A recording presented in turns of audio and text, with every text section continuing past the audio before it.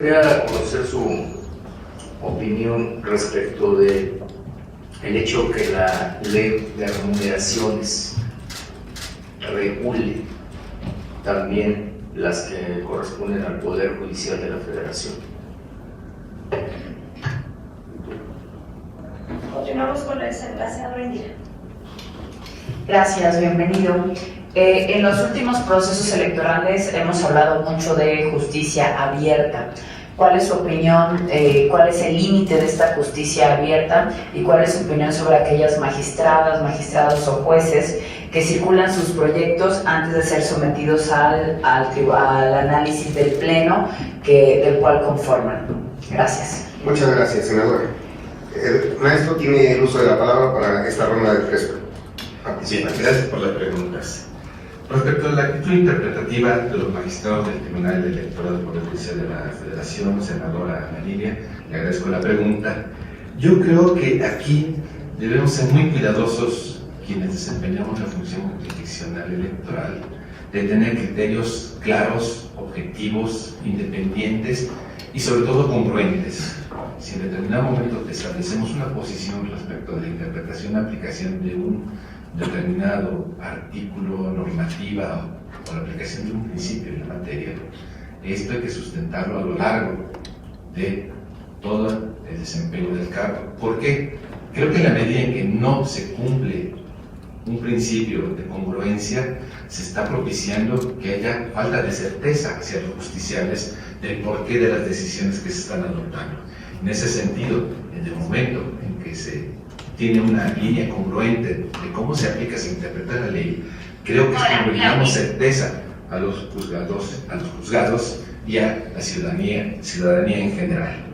Ahora, en cuanto a la interpretación, más que en cuanto a una posición finalista, mi perspectiva de la interpretación que debemos hacer, no solo de la Constitución, sino de todo el sistema normativo, es una posición garantista, en la que tengamos en el centro de la aplicación y de la interpretación de la Constitución y de la ley a los ciudadanos, a los seres humanos, titulares de derechos fundamentales, los cuales no son otorgados por el sistema normativo, sino son reconocidos por como se establece a partir de la reforma constitucional de 2011 en relación a los derechos humanos, particularmente del artículo 1 de la Constitución. Senador Mancera, en cuanto a la ley de remuneraciones que también regula los salarios del Poder Judicial de la Federación, creo que todos los órganos que integran la titularidad de los distintos poderes de la nación tienen una obligación frente a la ciudadanía, frente a la población. Y si en determinado momento los recursos son escasos, debemos administrarlos con sobriedad, con pertinencia y obviamente con austeridad. Y si la ley establece en determinado momento que eso es lo que tenemos que cumplir, nos tenemos que apegar a ello. Como juzgadores no podemos estar por encima de la ley, tenemos que acatar lo que establece la Constitución y la ley. Finalmente, en cuanto a... ¿Por qué a Guadalajara? ¿Por qué no a Guadalajara? Pudiera yo entender algo por las conformaciones, pero no sé. Me gustaría conocer por qué a Guadalajara. Y segundo, de los criterios relevantes que ha sostenido la Sala Regional de Guadalajara, ¿con cuál no estaría usted de acuerdo? Por favor. Continuamos con mi pregunta. Aspirante, le comento que a todos los aspirantes les estaré haciendo la misma pregunta y tiene que ver con una propuesta que se rumora que hay en el federal que tiene que ver con la posibilidad del PES de recuperar su registro. La Constitución dice: el partido político nacional que no obtenga al menos el 3% del total de la votación válida emitida en cualquiera de las elecciones que se celebren para la renovación del Poder Ejecutivo o de las cámaras del Congreso de la Unión, le será cancelado el registro. En la pasada elección federal 2018, el PES no obtuvo el 3% de la votación ni para la Presidencia de la República, ni para la Cámara de Diputados, ni para la Cámara de Senadores. Bajo ese sentido, ¿cuál sería su opinión al respecto? ¿Devolverle el registro al PES o retirarle el registro al PES? Les cuento, presidente, hemos terminado con las preguntas. Muchas gracias. El senador Cepeda nada más quiere hacer una ampliación de sus preguntas. Tiene el uso de la palabra, senador. Disculpa, presidente, se me pasó una pregunta. Hiciste una propuesta concreta, también en tu ensayo, de presupuesto fijo para los tribunales. Quisiera preguntarte al respecto y si pudieras elaborar qué es lo que crees que resolvería esta propuesta que estás haciendo. Muchas gracias. Muchas gracias, senador. Tiene el uso de la palabra para contestar las preguntas, doctor Oliveros. Muchas gracias, presidente. Sí, senadora Indira de Jesús Rosales San Román, muchas gracias. Efectivamente, el estado de Veracruz se caracteriza por ser un estado muy activo políticamente y de alta litigiosidad.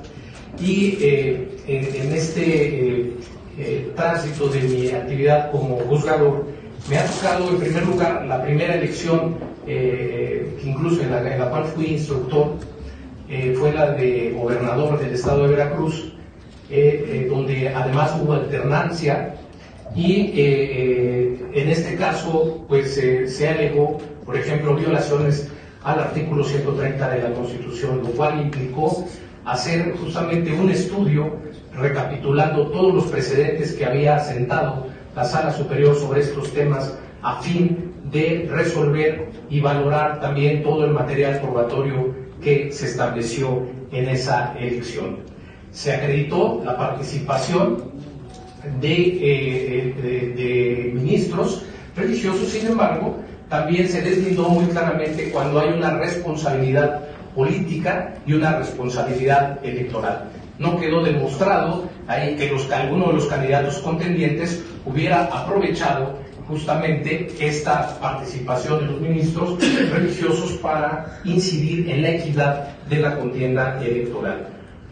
Otro asunto que me gusta citarlo porque implica la ejecución del control de convencionalidad y la trascendencia de los efectos que puede tener una resolución, es el que se refiere a las candidaturas independientes.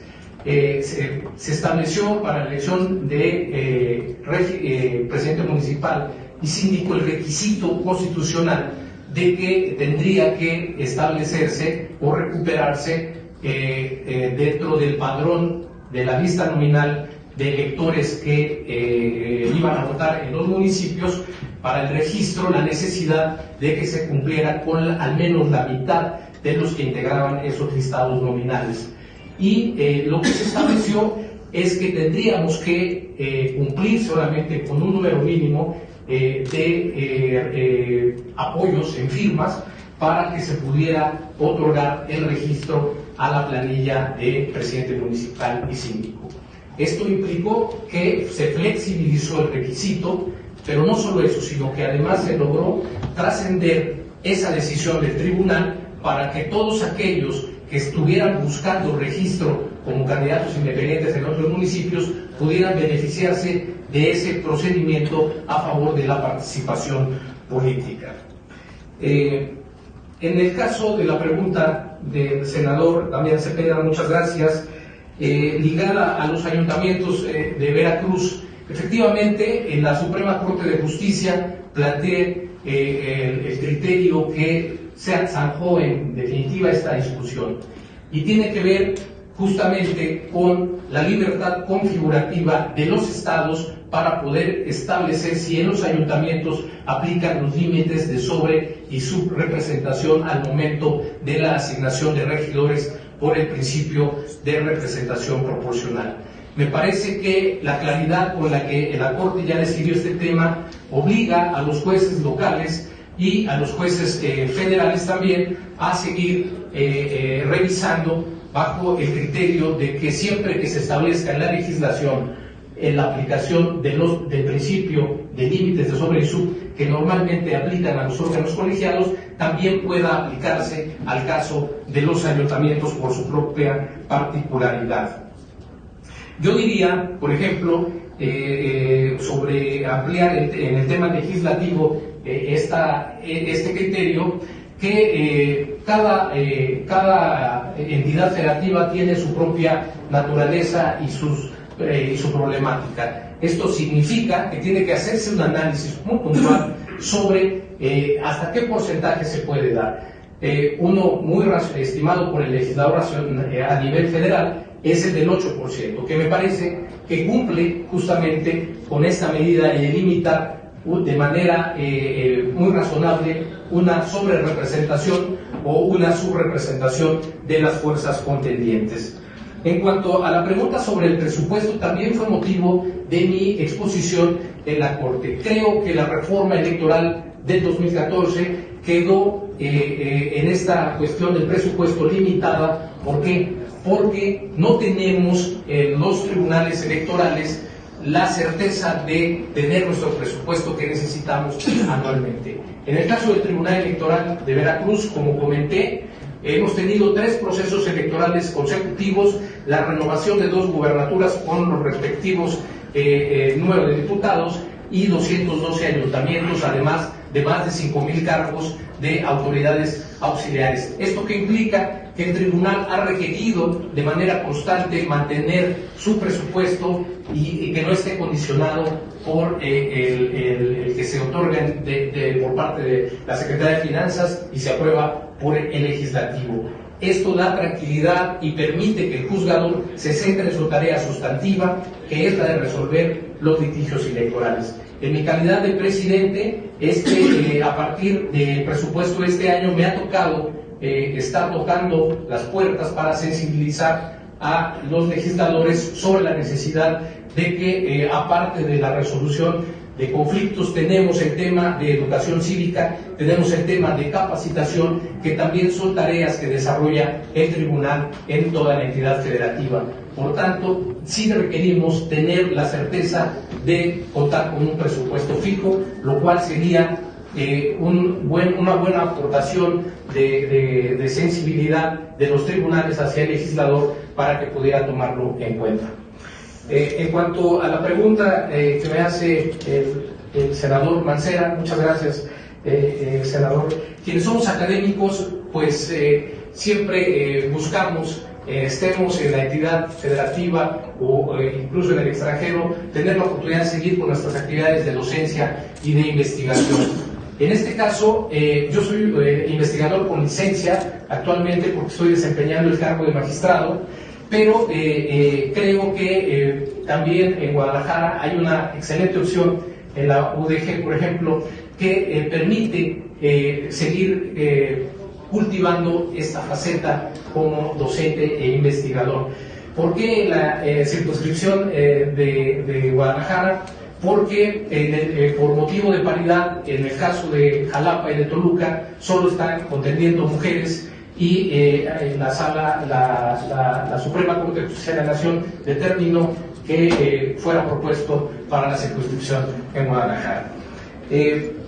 Sobre la pregunta de la Poder Judicial Federal, que ahora es magistrado del Tribunal Electoral en el estado de Querétaro, ¿qué es lo que lo impulsa a pasar otra vez a la justicia federal? ¿Cuál es la importancia para usted de este cambio? ¿Qué es lo que lo motiva? Gracias. Gracias, senador Mancera. Por favor, licenciado Guerrero, tiene usted el uso de la palabra para contestar las preguntas de los senadores. Muchas gracias. Agradezco mucho la oportunidad de estas preguntas porque me permiten expandirme acerca de los ideales que tengo como juzgador. ¿Cuál es la principal causa de la desconfianza? Pues bien, la realidad es que los jueces son producto de un proceso de designación que está inmerso en un contexto social en el que no solo los jueces tienen ese déficit de desconfianza. En términos generales, según los estudios de, por ejemplo, el Informe País o el Latino Barómetro, la propia democracia tiene problemas de desconfianza. No hay más del 30% de los ciudadanos de América Latina que confíen en sus instituciones democráticas. Bajo un contexto así, parece obvio que los tribunales también estén contagiados de esa desconfianza. Decía Adela Cortina, una gran filósofa de la ética, que ojalá nuestras instituciones se basaran en la confianza, porque abarataría mucho sufrimiento y también mucho dinero. Pero en México es casi un cliché decir que las elecciones y la organización de estas están basadas en la desconfianza.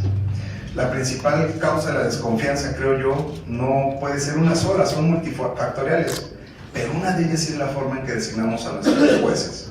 Una adicional es la forma en que resolvemos. Por eso Es muy importante, por ejemplo, adoptar las mejores prácticas.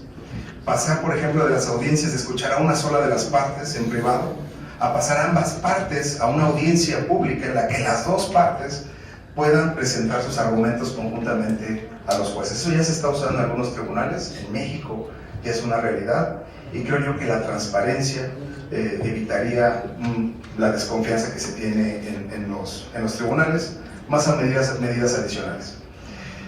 Una de ellas, por ejemplo, es preguntarnos si los jueces deben estar al margen de los procesos políticos o deben de inmiscuirse en los procesos políticos de cambio social. Un juez aséptico, un juez guardado en sus oficinas, un juez de escritorio o un juez que conviva y respire con su pueblo lo mismo. Yo creo que los jueces también deben estar inmiscuidos con su pueblo y escuchar sus voces y estar lo más cercano a los justiciables, lo más cercano posible, para que también los justiciables conozcan a sus jueces y sepan que son transparentes, éticos y tienen compromisos morales con la República. ¿Cuál es mi compromiso ético? Bien, en eso tampoco quiero inventar mucho. Hay al menos dos códigos que yo sigo con mucho cuidado. El código de Banagher, de las buenas prácticas judiciales, que establecen, por ejemplo, la idea de una justicia cordial, una justicia cercana. El código modelo iberoamericano de ética, el código modelo del Tribunal Electoral del Poder Judicial de la Federación, y sobre todo también un manual que me parece que México debería de aprobar, el Manual de los Derechos del Justiciable, que establece, por ejemplo, ese deber que tienen los jueces de ser claros en sus sentencias, de tratar con cordialidad a los justiciables, de no esconderse en sus oficinas para resolver los casos. Toda esa lista de códigos éticos me parece que deberíamos llevarlos a la realidad y tomarlos como un compromiso serio de todos los jueces del país. Me dirijo ahora a las preguntas de la senadora Emilia de Jesús. En caso de ser designado, ¿qué opina de los tribunales locales? Yo tengo una opinión muy formada porque llevo casi 5 años en el Tribunal Electoral de Querétaro. Creo que en ese diagnóstico a veces falta una visión más completa de lo que hacen los tribunales electorales locales. Voy a poner algunos datos más allá de la reflexión, un dato básico. Del 100% de sentencias dictadas en los tribunales locales de todo el país, solamente el 30% se impugnan. El 30%, el otro 70% de los tribunales del país quedan en sus términos. El 70% de la justicia electoral del total de este país se queda tal como lo dicen los tribunales locales. Es decir, las resoluciones de los institutos electorales, el 70% son firmes. Esto debe ser un dato que nos debe llevar a mucha reflexión. Ahora, ¿qué pasa con el otro 30% que sí se va a las salas superiores regionales? Pues le quiero dar un dato muy importante que a mí me parece trascendental para cuando decidamos qué hacer con los tribunales locales. De ese poco 30% que se va a los tribunales federales, hay un promedio de cerca del 90% de sentencias confirmadas. Es decir, la sala superior y las salas regionales solamente revocan el 10% del 30% impugnado. Yo les quiero presumir, y lo digo con mucho orgullo y con mucha modestia, que el Tribunal Electoral de Querétaro tiene el 100% de sus sentencias confirmadas relacionadas con elecciones, el 100%. Y tenemos candidatos independientes gobernando un municipio, tenemos a todos los partidos gobernando algún municipio, siendo diputados, y creo yo que esa satisfacción de haber resuelto confirmar los cánones generales de la sala superior nos permite entender que hay un sistema electoral nacional de elecciones en el que es muy difícil, digamos, hacer sentencias disruptivas o evidentemente corruptas, porque hay un sistema nacional en el que salas superiores y salas regionales dictan la forma de hacer sentencias. Por eso creo que nos debe tranquilizar mucho el papel de los tribunales electorales locales. En esencia, simpatizo con su subsistencia. Gracias. Con el senador Mancera, ¿por qué regresar al Poder Judicial de la Federación? Yo creo que yo llevo 18 años en el Poder Judicial de la Federación y 5 como magistrado, y para mí es un honor poder servir a la República.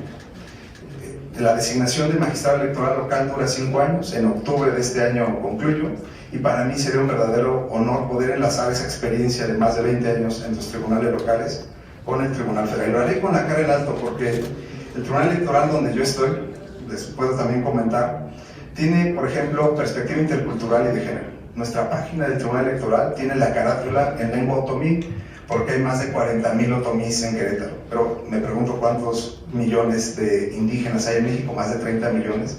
Y sin embargo no hemos cambiado el panorama lingüístico, todos lo seguimos usando en español a pesar de que las leyes dicen que deberíamos de respetar las lenguas indígenas.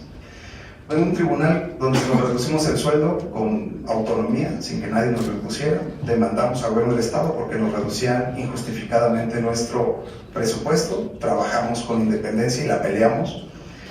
Vemos un tribunal donde nos prohibimos desde hace 3 años, y está publicado en nuestra página, los seguros de gastos médicos mayores, donde no usamos vales de gasolina, y creo que esa austeridad republicana, ese compromiso ético con las cosas comunes, con manejar recursos de la población, lo podremos llevar también a otros lugares y participar activamente en la consolidación de nuestra democracia.